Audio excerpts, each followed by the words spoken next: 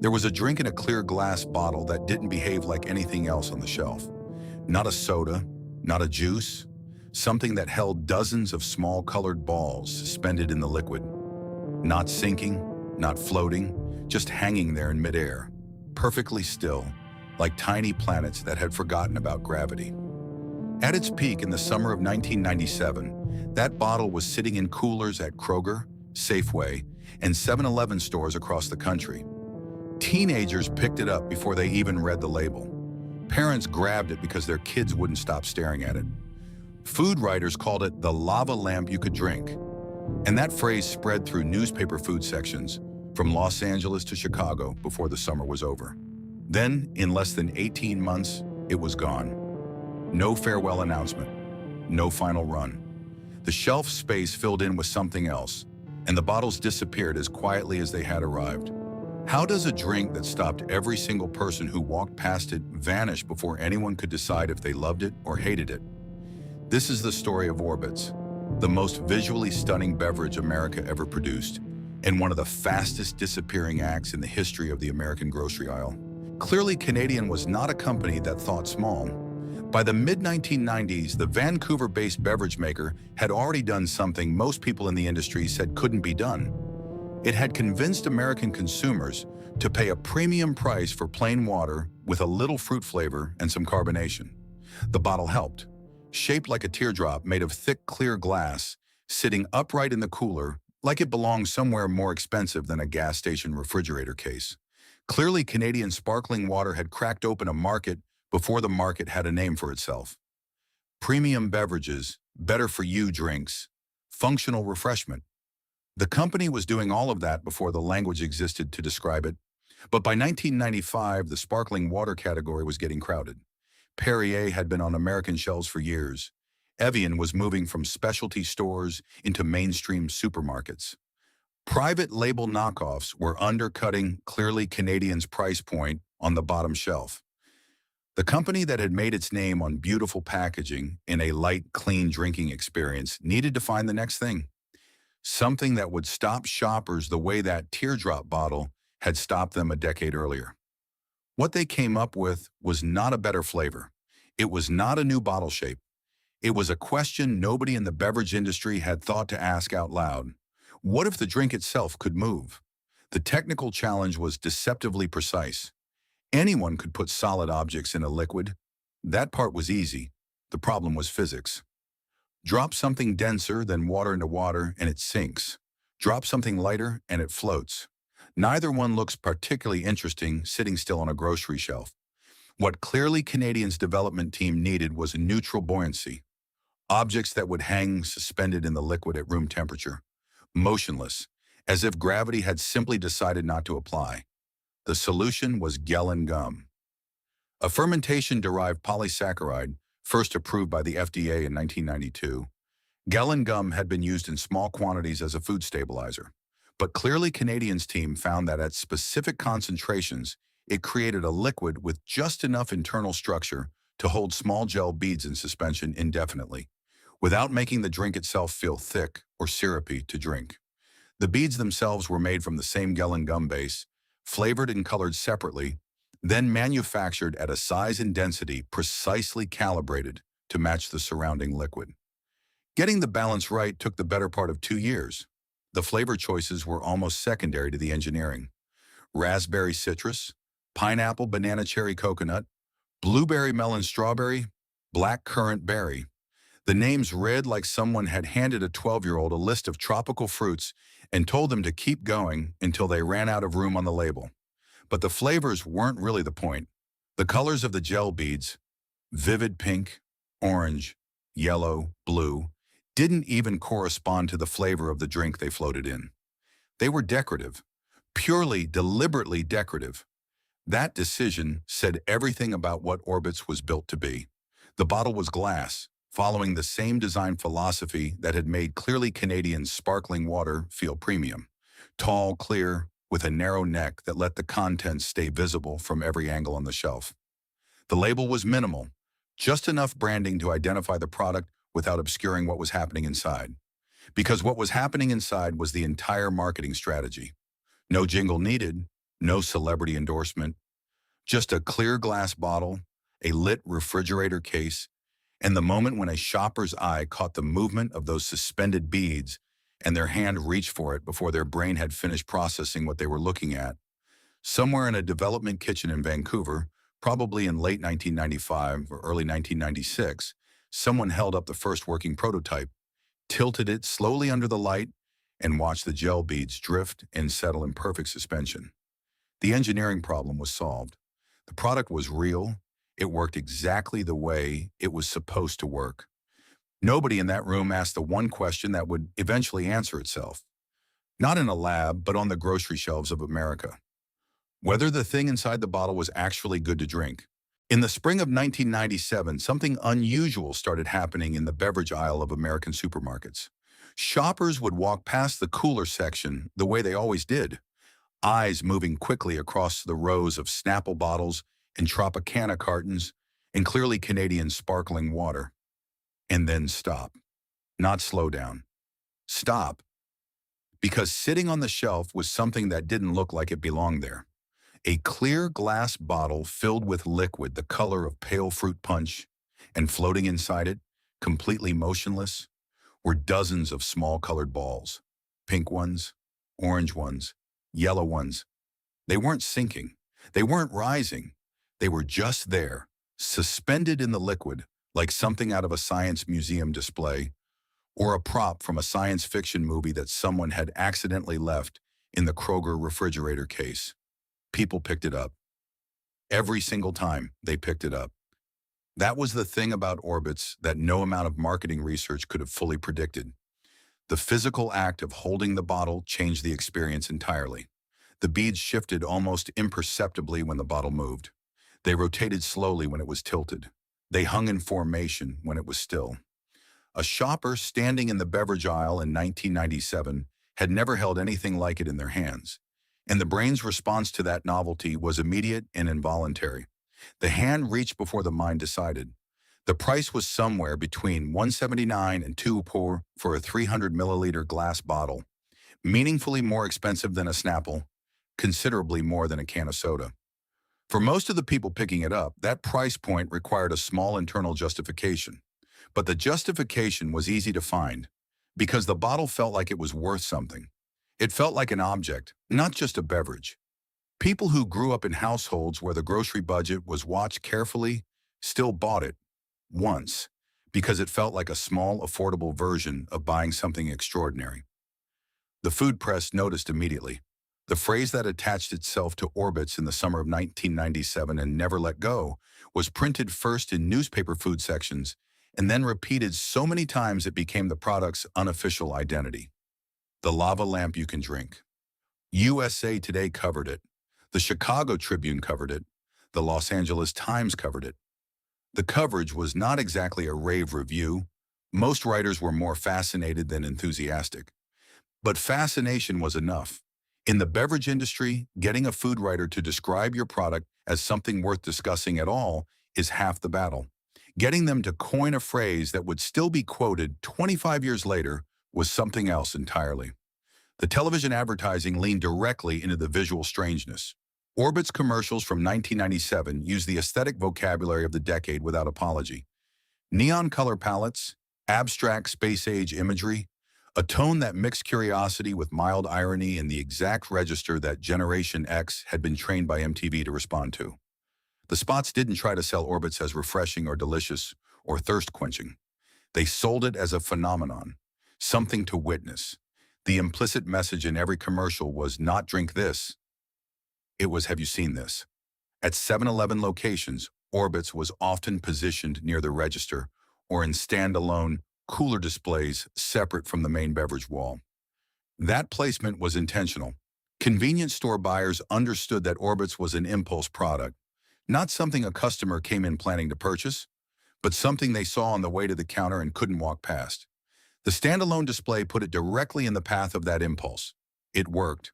First week sell-through at convenience locations was strong enough to justify the floor space. In households across the country, the ritual of consuming Orbitz was remarkably consistent, whether the buyer was a 13-year-old in Ohio or a 23-year-old in California. The bottle came out of the bag. Someone tilted it, watched the beads drift. Someone else tilted it back. The cap came off, releasing a smell that was sweet and faintly tropical and unmistakably artificial. The kind of fruit scent that existed only in manufactured foods and had its own specific place in the memory of anyone who grew up in the 1980s and 1990s. Then the first sip. And here is where the experience became complicated. The liquid itself was thin and lightly sweet, pleasant enough, clearly fruit-flavored, but not remarkable in any way that distinguished it from dozens of other beverages on the same shelf. Then the gel beads arrived. They were small, roughly 3 millimeters in diameter, and they had almost no flavor of their own. They didn't pop or burst, they didn't dissolve. They simply moved through the mouth with a soft, slightly resistant texture and were swallowed whole, leaving behind no taste memory at all. The sensation was not unpleasant in any dramatic way. It was just profoundly, persistently strange, like the drink had interrupted itself, like the beverage had decided partway through that it wanted to also be something you chewed. People finished the bottle, most of them, but in comment threads and online forums in the years that followed, the description that appeared over and over was some version of the same thing. The balls didn't really taste like anything. They were just there. The drink was fine, but the experience of drinking it was something the body never quite made peace with. In the summer of 1997, none of that mattered yet. What mattered was that Orbitz was everywhere. People were talking about it, and the bottles were moving off the shelves faster than clearly Canadian had initially projected. Reorders went out. Display cases were restocked. The sales team was fielding calls from retail buyers in markets they hadn't yet approached. What does it mean when a product is the most talked about thing on the shelf, and nobody can quite explain why they keep thinking about it after they've finished drinking it? That summer, the answer felt like momentum. It felt like the beginning of something. It wasn't. Clearly, Canadian did not have the infrastructure of a Pepsi or a Coca-Cola. It did not have a national fleet of delivery trucks, a decades-long relationship with every major supermarket chain buyer in the country, or a marketing budget capable of sustaining a product through a slow build. What it had was a distribution network built on the back of its sparkling waterline, regional distributors who had spent years placing clearly Canadian bottles into coolers across North America, and the momentum of a product that was generating its own press without needing to be pushed. That existing network was both the fastest path to national distribution and the ceiling on how far Orbitz could realistically travel. The distributors who carried clearly Canadian sparkling water knew the premium beverage buyers. They knew which Kroger regional buyers were open to something unusual and which Safeway district managers wanted proven velocity before giving up shelf space. When Orbitz launched in 1997, it moved through those established relationships quickly. Within the first few months of national rollout, it was sitting in coolers in all 4 continental time zones. For a mid-sized Canadian beverage company with no American manufacturing footprint, that was a genuine logistical achievement. The retail placement strategy reflected a clear understanding of what Orbitz was and was not. It was not a product that could survive being buried on the bottom shelf between store-brand fruit punch and a regional iced tea nobody had heard of. It needed visibility. It needed light. Literally, the fluorescent light of a refrigerator case passing through clear glass and illuminating those suspended gel beads. Retail buyers were pitched not just on the product, but on the display. Standalone cooler units in convenience stores, eye-level positioning in supermarket beverage aisles, end cap placement wherever it could be negotiated. The bottle was the advertisement, and the placement just needed to make sure enough people walked past it. The convenience store channel proved particularly receptive. 7-Eleven buyers understood impulse purchasing in a way that grocery buyers sometimes didn't. They moved product by putting it directly between the customer and the exit, and Orbitz was perhaps the purest impulse beverage ever manufactured. Nobody woke up that morning planning to buy a drink with floating gel balls inside it, but nobody who walked past one on the way to the register walked past it without at least slowing down. Convenience stores moved first-week volume that justified premium shelf positioning, and the reorder cadence in those early months was strong enough to signal genuine demand. The novelty beverage market in 1997 was also, by historical accident, the most receptive it had ever been to exactly what Orbitz was offering. Arizona iced tea had spent the early 1990s proving that packaging design alone could build a mass-market beverage brand. Its oversized 99-cent can had become ubiquitous, not because the tea inside was extraordinary, but because the southwestern graphic design on the outside was distinctive enough to stand out in a crowded cooler. Snapple had built a loyal following on the idea that beverages could have personality. So B had just launched in 1996 with a lizard on the label and an herbal ingredient list that nobody fully understood, but everyone found interesting. The American consumer had been trained, over roughly a decade, to respond to beverages that offered an identity alongside the liquid inside. Orbitz arrived into that market with the most dramatic visual identity any beverage had ever attempted. It didn't need a mascot or a slogan or a celebrity. It was its own spectacle. But underneath the strong opening numbers, something was already structurally wrong, and the data was there for anyone paying close attention to read it. Retail velocity in the beverage industry is measured in terms of turns. How many times a product sells through its allocated shelf space in a given period. A successful new beverage launch typically shows strong turns in weeks 1 through 4, as the novelty effect drives trial purchases, then stabilizes into a steady baseline as repeat customers establish a buying habit. That stabilization is the number that tells a buyer whether a product actually has a future on their shelf. For Orbitz, the first 4 weeks of velocity data at grocery accounts looked excellent. The week 5 numbers looked like a different product entirely. The repeat purchase rate was not declining gradually the way a struggling beverage typically does, settling lower each week as the initial buzz fades and a smaller loyal core remains.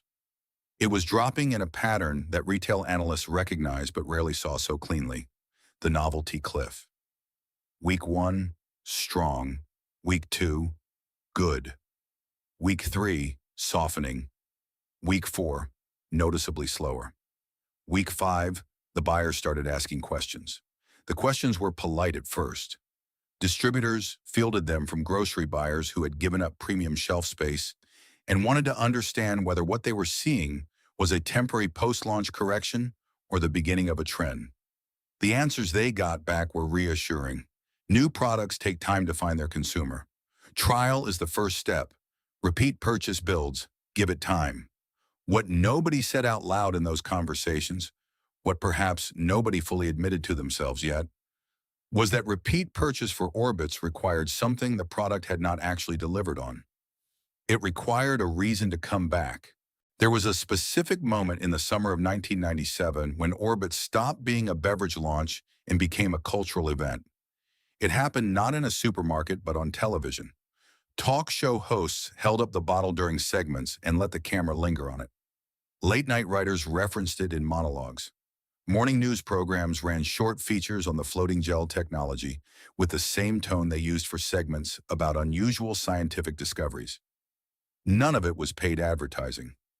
None of it was arranged by Clearly Canadian's marketing team. It was simply what happens when an object looks unusual enough that people with cameras and audiences feel compelled to point at it and say, "Have you seen this thing?"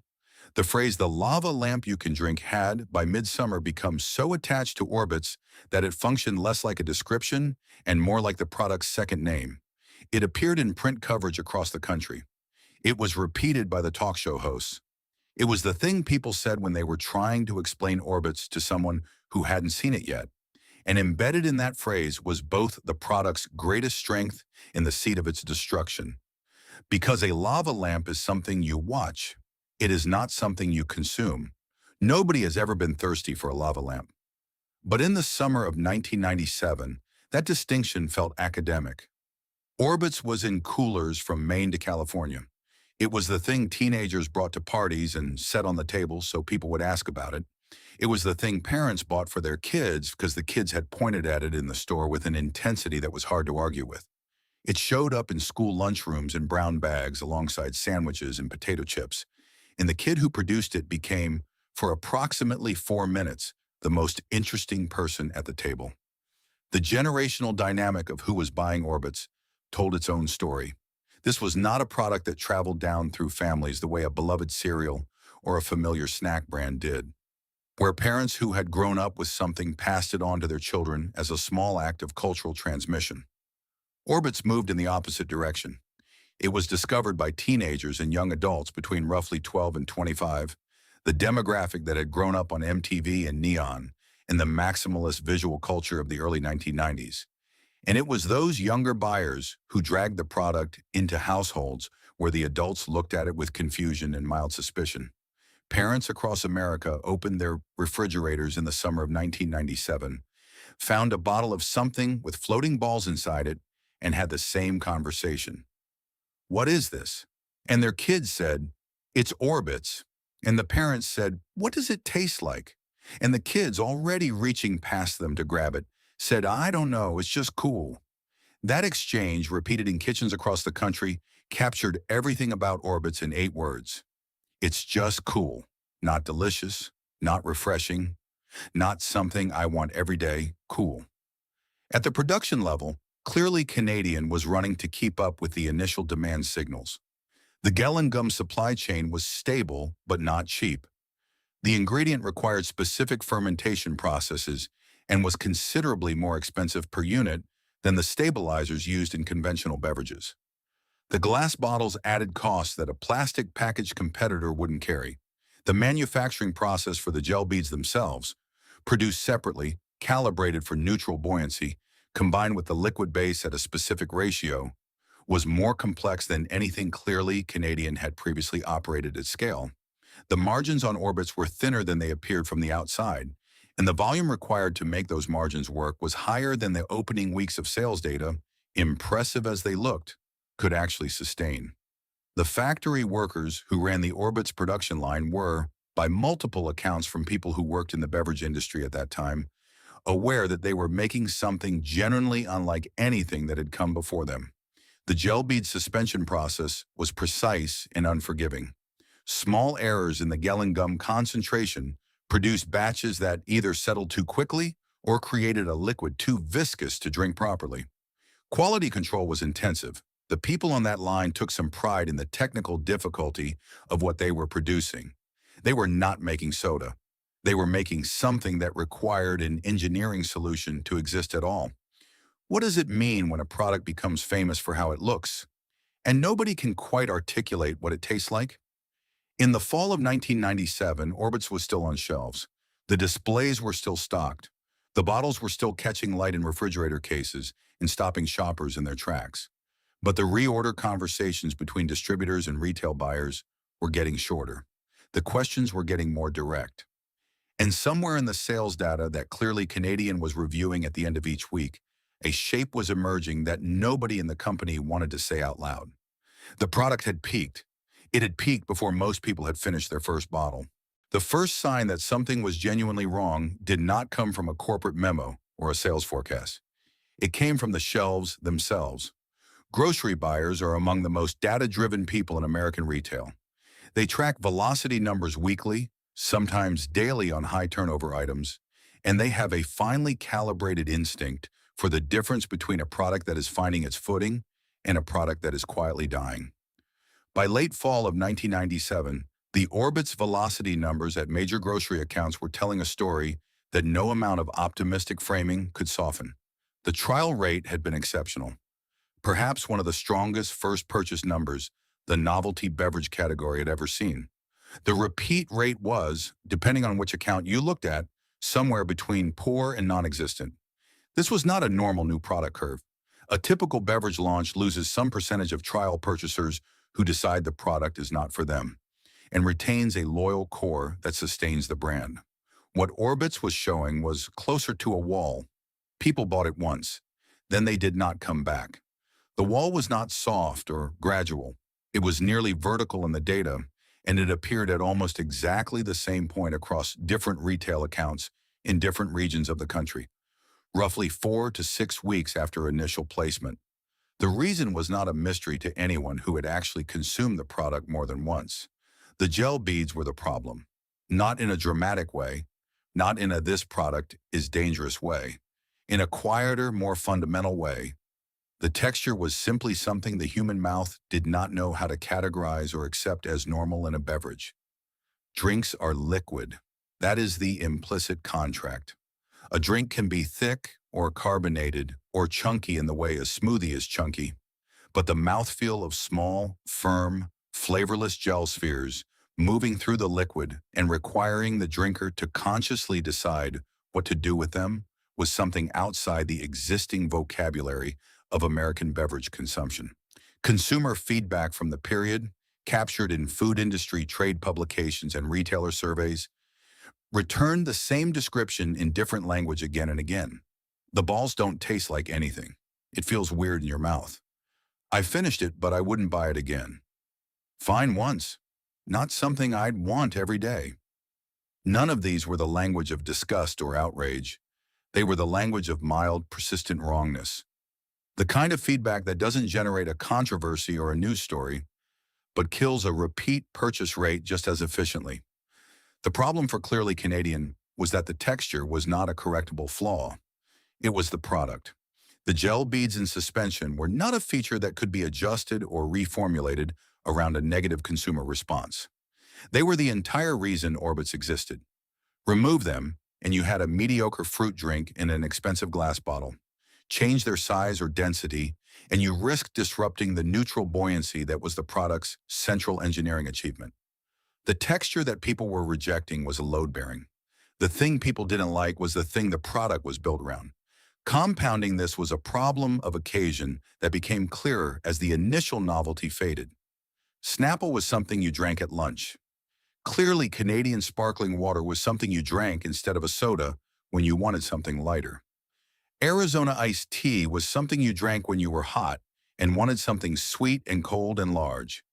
Every successful beverage in the American market had a consumption occasion, a specific moment in the day or the week where it fit naturally into a person's routine and answered a genuine need. Orbitz had no occasion.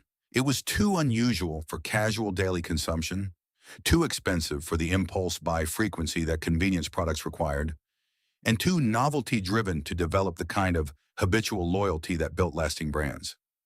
How long can a product survive on the memory of how interesting it looked the first time? The retail consequences arrived quietly but quickly.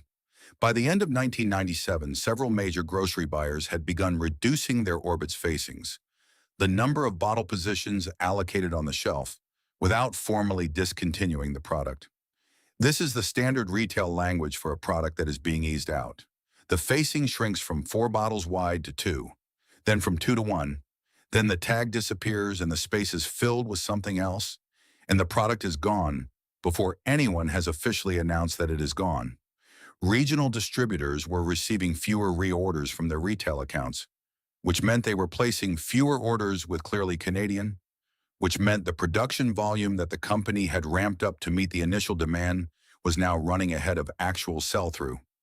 Inventory was building. The gallon gum and glass bottles that had cost more per unit than conventional beverage packaging were sitting in warehouse space that cost money to maintain.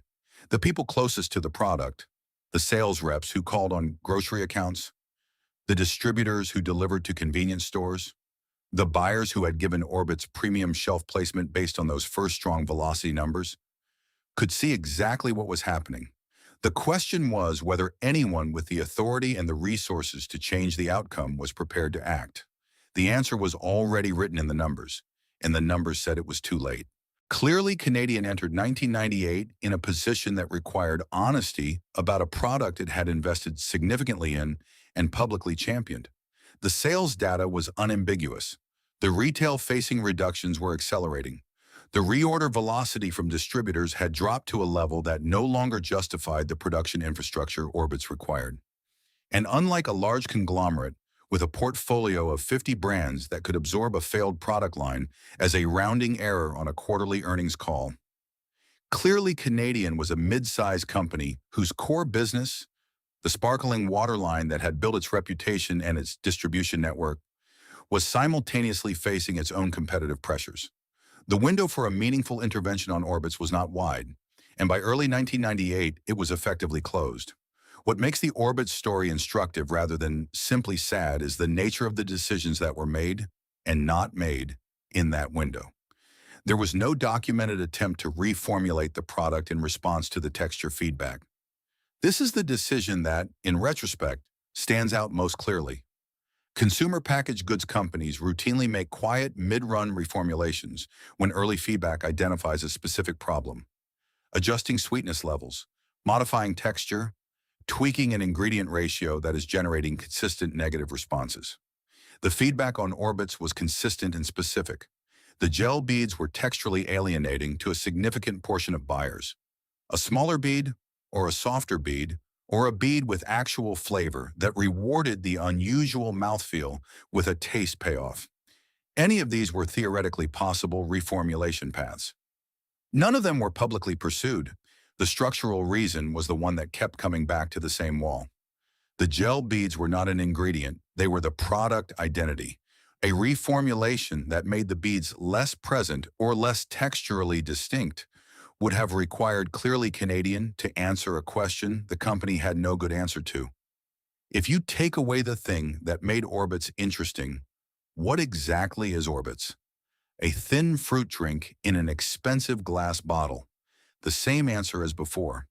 And that answer was not a business. There was also no significant second marketing push. The initial press coverage, the lava lamp phrase, the talk show appearances, the food section features, had been largely organic, driven by the genuine visual novelty of the product. A second wave of consumer awareness would have required paid media spend at a scale that clearly Canadian, watching its inventory numbers and its repeat purchase data simultaneously, was not positioned to commit to. The calculation was straightforward and brutal.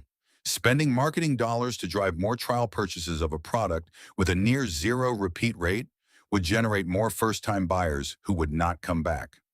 It would not fix the underlying problem. It would accelerate the inventory buildup and delay the inevitable at additional costs.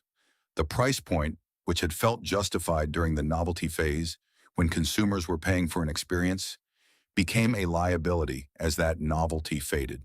At $179 to $2 for 300 milliliters, Orbitz was asking a consumer who had already decided the texture was not for them to pay a premium to confirm that decision a second time.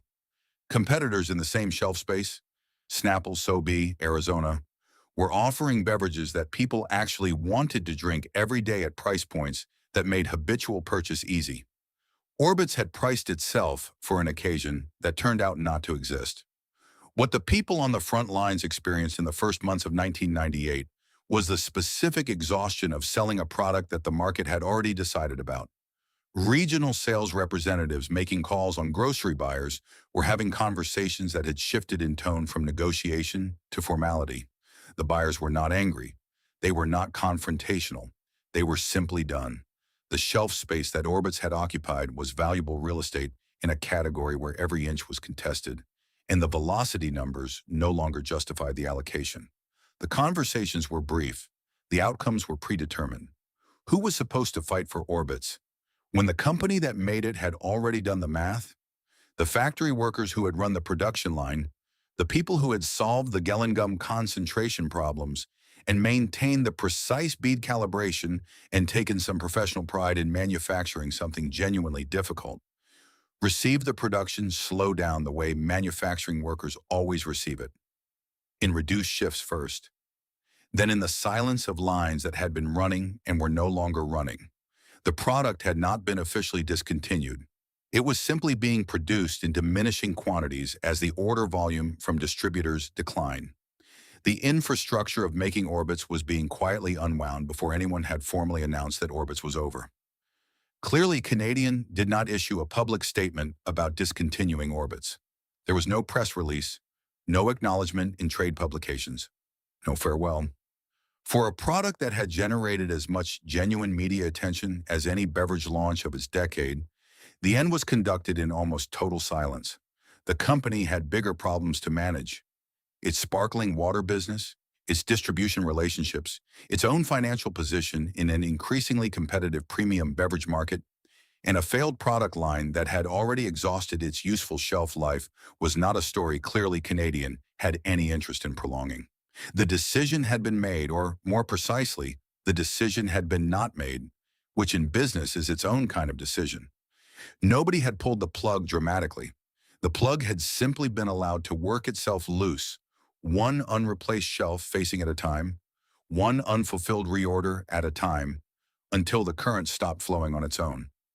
By mid-1998, Orbitz was gone from most American supermarket shelves. Not all at once, not with any ceremony, just gone. The shelf where Orbitz had been did not stay empty for long. That is the nature of grocery retail. Space is never vacant, only reassigned. Within days of a product losing its facing allocation, a buyer somewhere in the chain has already decided what fills the gap. A new So-Be flavor, a repositioned Snapple variety, a store-brand fruit drink with a lower price point and a higher margin. The physical evidence of what had occupied that space disappears completely and immediately, replaced by something that fits the same dimensions and generates better numbers. There is no marker, no acknowledgement. The shelf does not remember what it held. For the consumers who had been buying Orbitz, or who had been meaning to buy it again, or who had shown it to their kids and promised to pick one up next time, the disappearance registered as a small, specific confusion. The bottle was not there. The tag was not there. Something else was in the space where it had been. There was no explanation offered, because grocery shelves do not offer explanations. A product is present or it is not, and the reasons belong to a conversation happening somewhere far above the store floor that the average shopper is not a party to. The timing of Orbitz's disappearance from American shelves was not uniform. This is how most discontinuations actually work, though the mythology around them tends to prefer a single dramatic moment, a date, an announcement, a final production run with a known lot number. The reality of Orbitz was more diffuse, and therefore in some ways harder to mourn. Different retail chains stopped reordering at different times. Different regional distributors worked through their remaining inventory at different rates. A convenience store in one city might have had Orbitz in its cooler 3 months after a grocery chain 2 miles away had already given the space to something else. The product did not end. It dissolved. Some stores held clearance stock longer than others. In the corner of certain convenience store coolers, in the back rows of grocery beverage sections where slow-moving product accumulated, sealed bottles of Orbitz sat at reduced prices through late 1997 and into 1998, the last physical evidence that the product had existed at all. A teenager in the Midwest remembered finding a single bottle on a bottom shelf in early 1998, already slightly past its best-by date. The gel bead still suspended perfectly in the liquid, as if nothing had changed, as if the world outside the bottle had not already moved on. He bought it, he drank it, he kept the empty bottle. That detail, keeping the empty bottle, turned out to be surprisingly common. In the years after Orbitz disappeared from stores, sealed original bottles began appearing on eBay with a frequency that suggested a significant number of people had held on to them, not as deliberate collectors, but simply because they could not bring themselves to throw the bottle away. There was something about the object itself, the weight of the glass, the clarity of the suspension, the way the beads still moved after years of sitting on a shelf, that made it feel like more than packaging. People who had not thought about Orbitz in years clicked on the listings and felt something specific and hard to name. The bottles sold. Sealed examples in good condition commanded prices between $20 and $50. Some particularly sought-after flavor varieties went higher. The online communities that formed around Orbitz in the 2000s and accelerated in the 2010s with the rise of YouTube nostalgia content were different in character from the fan communities that formed around longer-lived, discontinued products. There was no "we need to bring this back" campaign with hundreds of thousands of petition signatures, no organized letter-writing effort to a parent company, no social media pressure campaign that briefly made a corporation reconsider a discontinued SKU. Orbitz had not been around long enough to build that kind of attachment. It had been around long enough to lodge itself in a specific compartment of memory, the category reserved for things that were so unusual that the brain filed them separately, kept them accessible, returned to them periodically with a mixture of fondness and bewilderment. What does it say about a product that people remember the bottle long after they have forgotten what the drink tasted like? The YouTube videos that began appearing in the 2010s captured this dynamic with accidental precision. Creators who had been children or teenagers in 1997 described Orbitz with the same combination of vivid visual memory and hazy sensory recall. They could describe the bottle in exact detail, the colors of the beads, the way the suspension worked, the lava lamp phrase. But when pressed on what it had actually tasted like, the answers were vague, fruity, sweet, fine, I think. The taste had not stuck. The image had stuck completely. Clearly Canadian, meanwhile, was navigating its own extended difficulty. The company went through restructuring in the years following Orbitz's discontinuation, eventually filing for creditor protection in Canada in the 2010s, before a group of investors acquired the brand and relaunched the sparkling water line. The Orbitz brand was not part of any revival conversation. It had not been revived, licensed, or reissued in any official capacity. The intellectual property existed somewhere in the layered corporate history of what clearly Canadian had become, but no one had found a compelling business reason to reach for it. The last Orbitz bottles produced had been manufactured sometime in 1997 or very early 1998. The exact date of the final production run is not publicly documented. No announcement was made. No final batch was commemorated. The line simply stopped, the way a conversation stops when both people have run out of things to say, and neither one wants to be the first to acknowledge it.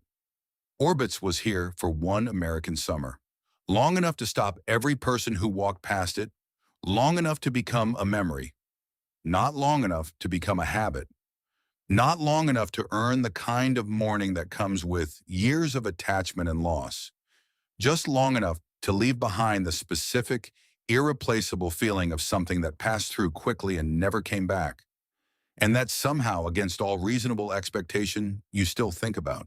The space that Orbitz had occupied in the American beverage aisle did not go unmourned. It simply went unmourned publicly by people who didn't know yet that mourning was what they were doing. In the years immediately following the discontinuation, the response was not organized grief. It was scattered recognition. Someone would mention Orbitz in an online forum, and three other people would respond within minutes. Yes, I remember that. The one with the floating balls, whatever happened to that? The responses had a specific quality to them, not the passionate advocacy of someone who had loved something deeply and wanted it back, but the surprised rediscovery of someone who had filed a memory away years ago and was startled to find it still intact. The floating balls, the clear glass bottle, the lava lamp you could drink. The details came back with unusual vividness for a product that had been on shelves for less than 18 months. The collector market formalized this impulse. By the mid-2000s, sealed Orbitz bottles had become a recognizable category on eBay. Not a large market, not a frenzied one, but a persistent one. The listings were consistent and the interest was real. Buyers were not purchasing the drink. They were purchasing the artifact. A sealed bottle of raspberry citrus Orbitz from 1997 was not valuable because anyone planned to consume it. The contents would have been long past any reasonable consideration of drinkability. It was valuable because it was a physical object from a specific moment in American consumer culture. And physical objects from specific moments are what collectors are actually in the business of preserving. The irony embedded in this collector behavior was the same irony that had defined Orbitz from the beginning. The bottle was always the point. The drink inside was secondary then, and it was secondary now. What people were paying $20, $30, $50 for on eBay was the suspended animation of those gel beads in clear glass. Still perfectly buoyant after years on a shelf, still catching light the way they had caught light in a 7-Eleven cooler in the summer of 1997. The engineering that clearly Canadian had invested in to create neutral buoyancy had, as a side effect, produced a display object of unusual longevity. The drink had a shelf life. The visual experience it created was apparently permanent. Clearly, Canadian itself did not emerge from the Orbitz period in a position of strength. The company spent the following decade managing the pressures that had been building before and during the Orbitz launch. Increased competition in the premium water category, distribution challenges, the financial weight of a product line that had required significant investment and return losses. By the 2010s, clearly Canadian had gone through creditor protection proceedings in Canada. A group of investors eventually acquired the brand and relaunched the sparkling water line, leaning deliberately into the nostalgia that the original teardrop bottle had accumulated over 2 decades. The relaunch generated genuine consumer interest. The premium water category that clearly Canadian had helped pioneer had by then become a multi-billion-dollar segment of the beverage industry, and the original bottle design carried the kind of authentic heritage that newer entrants could not manufacture. Orbitz was not part of that revival. It was not discussed publicly in connection with the clearly Canadian relaunch. The brand existed somewhere in the intellectual property portfolio of the restructured company, but no announcement was made, no limited edition return was planned, no licensing deal was pursued. The product that had generated more first-week media coverage than almost any beverage of its decade was not considered a viable asset in a revival strategy. The reason, if one thinks about it honestly, is not difficult to understand. Nostalgia for a product requires that enough people loved it to constitute a market. Orbitz had been seen by millions and purchased by many of them once. It had been loved in the way that unusual and beautiful things are loved, as an experience rather than a habit. That is not the same as a customer base. The broader food industry absorbed the Orbitz story as a case study in a category of failure that has a clean, instructive shape. Novelty is a legitimate path to trial. It is not a path to retention.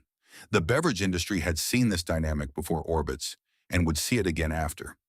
Products that generated enormous first purchase enthusiasm on the strength of visual or conceptual novelty and then collapsed against the wall of the repeat purchase question. What made Orbitz unusual was the cleanliness of the lesson. The failure was not complicated by a formula change or a distribution problem or a competitor with a superior product. It was simple. People saw it, bought it, experienced it, and decided, mildly without drama, that they did not need to experience it again. The product was the problem, and the product could not be changed without ceasing to be the product. In an era when food and beverage products are increasingly designed to be photographed before they are eaten, when visual appeal has become a primary marketing strategy rather than a secondary one, what would Orbitz become if it launched today? The question is not rhetorical in the way that most rhetorical questions are. It is genuinely open. A drink with suspended gel beads in a clear bottle, launched into a social media ecosystem where visual novelty spreads instantaneously, and a single post from the right account can drive millions of impressions overnight, might find the trial volume it needed in 1997 multiplied by an order of magnitude. Whether it would solve the repeat purchase problem is a different question. Whether a product designed to be shared as an image before it is consumed as a beverage would survive the moment when the sharing stopped is the same question Orbitz faced in 1997, asked in a different language.